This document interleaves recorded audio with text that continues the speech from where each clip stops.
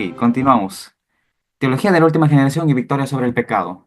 Vamos a tratar unos acontecimientos históricos importantes, los más importantes, los destacados, que nos van a llevar a entender acerca de estas cuestiones de las dos teologías actuales que hay, que es la conservadora y la otra que es la liberal, conocida como la nueva teología, ¿no? Que por allí también incluso hay algunos teólogos, ¿no? Con nombre, que están presentes en este momento. Y el punto 3, vamos a hablar acerca de los puntos clave de la TUG, de la teología de la última generación. ¿Qué piensa la TUG? ¿Cuáles son sus posiciones distinguidas que caracteriza que sea TUG, ¿no?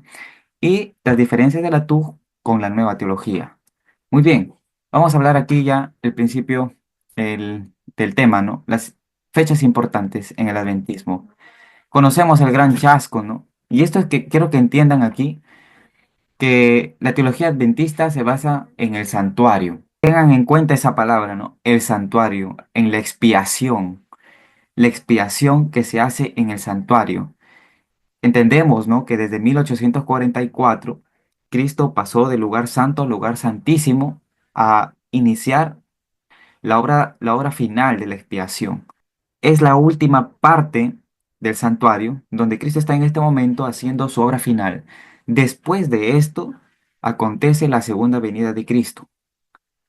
Y como adventistas sabemos que el precursor fue Miller y Elena G. de White fue una de las personajes importantes que nosotros la conocemos como profeta.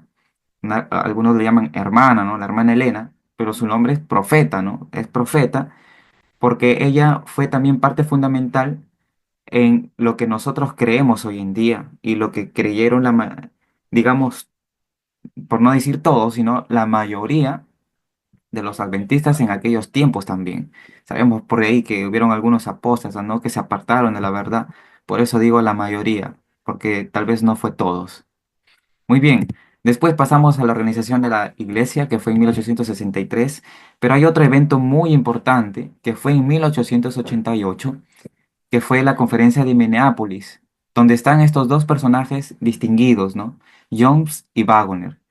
Ellos en ciertos libros los reconocen, no voy a mencionar libros ni autores, ¿no? Pero los reconocen como las figuras principales del pensamiento de la teología de la última generación, a Jones y Waggoner, ¿no? Los precursores, los que influyeron en la teología de Andreasen y los posteriores, ¿no? Que hablan acerca de la justificación por la fe. Y quiero que conecten esto, ¿no? El pensamiento de la TUG con la justificación por la fe, porque tiene mucho que ver allí. Y bueno, esa es otra fecha importante, tal vez, no sé si todos, pero ojalá que comprendamos un poco acerca de 1888. En el caso de que no, sería bueno que lo repasemos, tal vez en casita, donde estemos en el tiempo libre, estudiemos este mensaje también de 1888 porque es muy importante lo que pasa allí. Es muy importante. Muy bien. Después aparecen tres libros de Elena G. de White, ¿no? 1884, El conflicto de los siglos, en 892, El camino a Cristo y en 98, El deseado de todas las gentes. Esto es muy importante tener en cuenta porque prácticamente estos tres libros hablan ya, dan unas nociones de perfección que es una idea de la TUG, ¿no? De la perfección del carácter cristiano. Jones y Waggoner también hablaban de eso, ¿no? De llegar a ser perfectos en Cristo. Elena G. de White en estos libros también habla acerca de eso. Muy bien, vamos a seguir. Pero ocurrió algo, ¿no? Miren, yo quiero que miren de 1950 para atrás, en estas pocas fechas que he dado, porque hay más fechas también, hay un pensamiento teológico único, un pensamiento teológico unido, que es que podemos llegar a ser perfectos en Cristo en el sentido bíblico de madurez espiritual. Podemos llegar a ejemplificar correctamente ese carácter de Cristo. Ya tenían ideas acerca de por ahí de los 144.000, tenían ideas acerca de la gracia, de la justificación por la fe, justicia imputada, justicia impartida, ideas muy buenas acerca incluso de la naturaleza humana de Cristo. Es más, Jones y Waggoner tenían sus posiciones ya acerca de la naturaleza humana de Cristo, como vimos en el tema pasado aquí también, que fue caída, ¿no? Que fue caída. Tenían buenos conceptos acerca del pecado. Pero en 1950 ocurre algo, ¿no? Porque aparece un libro que la mayoría de los estudiosos adventistas reconocen ese libro como muy divisorio, que causa mucha división en el pueblo adventista, que es el libro Question of Doctrine, ¿no? O Preguntas sobre Doctrina, donde están estos dos personajes, Leroy Froom y Anderson, ¿no? Que fueron prácticamente los dos teólogos en aquel tiempo que entraron en ese debate, en ese cuestionamiento con los evangélicos y de una manera muy forzada arreglaron algunas de nuestras creencias para poder no ser catalogados como secta, para que la iglesia adventista no sea catalogada como secta. Al final le he puesto ahí a Andreasen en paréntesis, porque Andreasen en aquel tiempo era uno de los sistemáticos prominentes que tenía la iglesia adventista. Sin embargo, él no entró en esta discusión que por motivos desconocidos no aparece allí, no aparece en esa discusión. Bueno, los motivos los dejamos tal vez a la especulación, aunque algunos ya pueden tener sus posiciones acerca de por qué no fue invitado.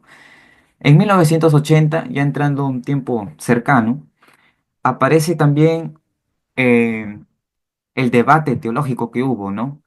Acerca del santuario, las discusiones que hubo acerca del santuario con Desmond Ford, ¿no? En Glacier View, si es que no me equivoco, fue la conferencia allí de Desmond Ford, donde este personaje aparece cuestionando acerca de lo que pasó en 1844, diciendo que tal vez la expiación no es de la manera como lo creía incluso Elena G. de White, sino es de otra manera. Y bueno, muchos adventistas reconocen eso como la apostasía de Desmond Ford. Aparecieron unos hombres allí desconstruyendo y destruyendo su teología, ¿no? Todo lo que él pensaba.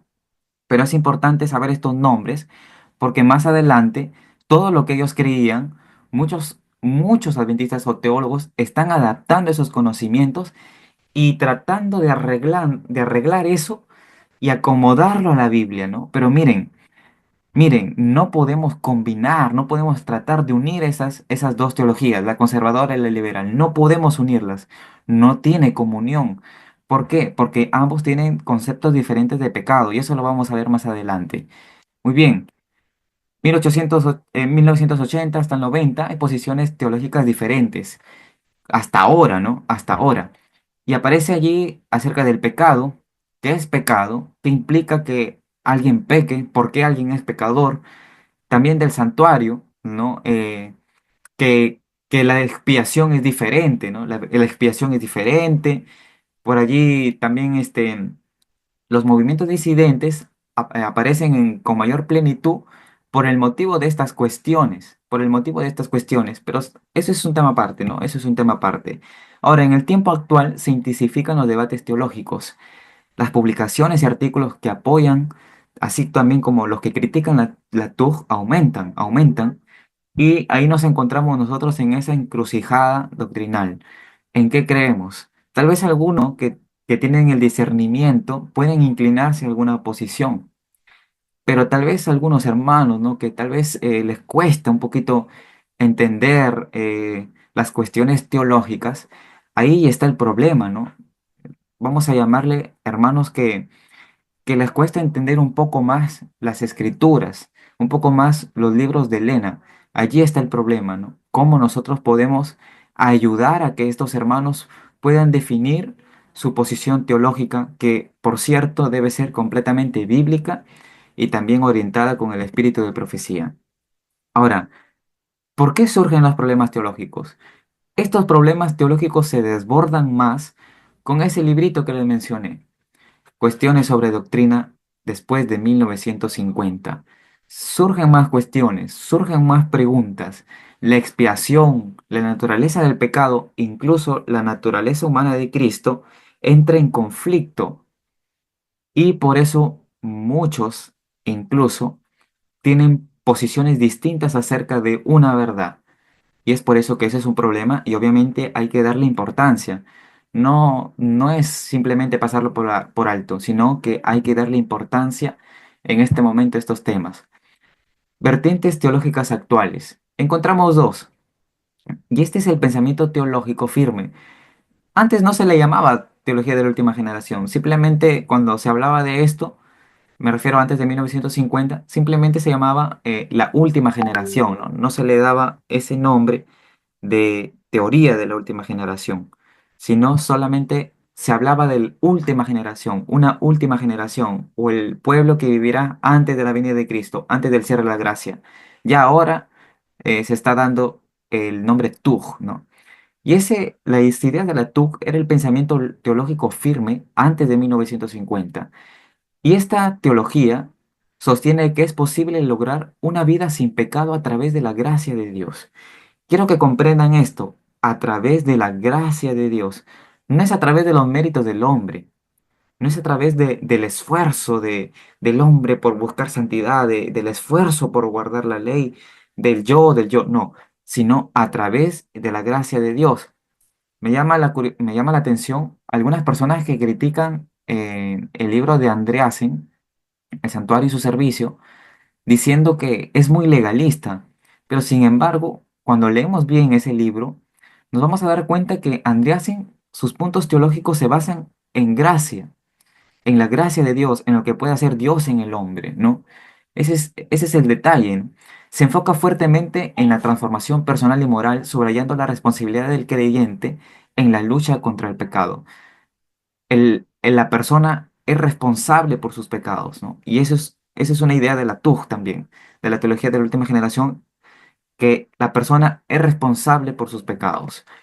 Y aquí hay unos personajes representativos. Andreasen, Andreasen, ah, con el santuario y su servicio, él dedica un capítulo completo a hablar de la última generación, ¿no? Es un personaje representativo acerca de esta teología. Yo, en mi opinión, he puesto el linaje de Guay allí porque en los libros que he mencionado, y si nosotros leemos los libros del linaje de Guay, vamos a encontrar que tiene nociones de esta teología, de la TUG. Es más, el pensamiento TUG sale de los escritos del linaje de Guay y de la Biblia, que se puede vencer el pecado, que habrá una generación en los tiempos finales victoriosa, identificada en la Biblia como los 144.000.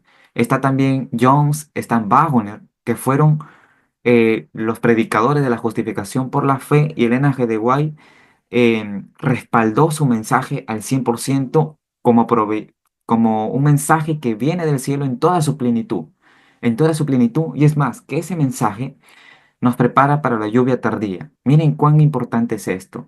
Actualmente ya encontramos, por ejemplo, a Dennis Prager, a Robert Williams, a Esteban Borg, por ahí está Larry Kilpatrick, Herbert Douglas y muchos otros que más se enfocan también en la justificación por la fe. Es que el tema de la justificación por la fe es un tema también que aborda la TUG. Esta es una variante teológica actual. Y la otra variante teológica está en la nueva teología, ¿no? Que muchos la llaman la TUG crítica o la teología de la última generación en revisión, que se aborda de criticar algunos aspectos de la TUG que mencionamos anteriormente. Bueno, cuestiona algunos principios de la TUG, como la posibilidad de vivir sin pecado en esta vida. Es triste, ¿no? Ver cómo, cómo a veces escuchamos a personas, incluso teólogos, ¿no? Personas que pueden encontrarse en las redes sociales hablando de que es imposible vivir sin pecado, que como pecadores que somos, siempre seremos así, ¿no? Y sostiene que el énfasis en la perfección puede llevar a malos entendidos sobre la naturaleza de la gracia y la salvación. Y entre esos personajes, pues están los tres que hemos mencionado al principio: Leroy Froome, Anderson, Desmond Ford y otros más que he decidido no ponerles, ¿no? Para no generar controversia, porque hay muchos actuales, ¿no? Hay muchos actuales. Muy bien, entonces hasta aquí encontramos estas dos vertientes teológicas. La TUG, la teología de la última generación, bien entendida, y esta TUG crítica, que en pocas palabras es nueva teología. La teología que está entrando de una manera sutil a nuestra iglesia y que probablemente muchos ya estamos, ¿no? Viendo los resultados terribles de esta nueva teología. Muy bien, puntos doctrinales claves de la TUG. Vamos a hablar de 5 puntos doctrinales de la teología de la última generación.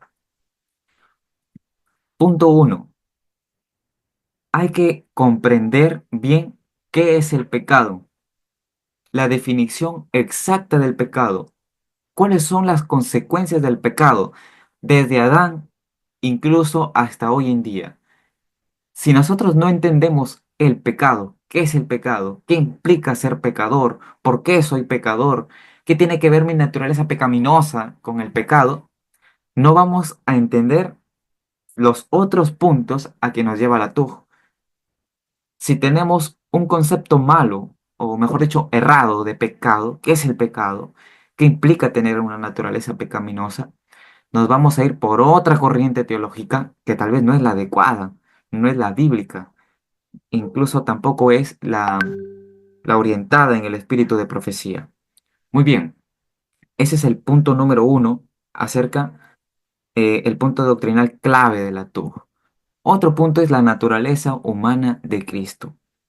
Es importante conocer la naturaleza humana de Cristo. Si nosotros no conocemos este tema específico de con qué naturaleza humana vino Cristo, va a pasar lo mismo con el pecado, ¿no? Nos vamos a ir por otra corriente teológica.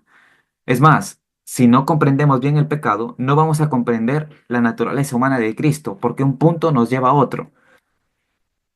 Y tampoco, ¿no? Miren, ¿no? Esto es como una catarata. Si no comprendemos bien el pecado, no vamos a comprender la naturaleza humana de Cristo. Y si no comprendemos ninguno de los dos, tampoco vamos a comprender acerca de la justificación y la santificación. Porque el punto clave, otro punto clave de la TUG es la justificación. No solamente es declarada, sino también es hecha hacia el pecador. La justificación es declarar y hacer justo al pecador. Otro punto es que la última generación dejará de pecar antes del cierre de la gracia. Una generación, los 144.000, estarán prácticamente sin caer antes del cierre de la puerta de la gracia. Y estos puntos ahorita vamos a detallarlos más. Otro punto clave es la segunda venida de Cristo depende de la purificación del santuario celestial. Cuando Cristo deja de interceder por el hombre y se prepara para su venida aquí a llevarnos, ¿no? a morar con él. Punto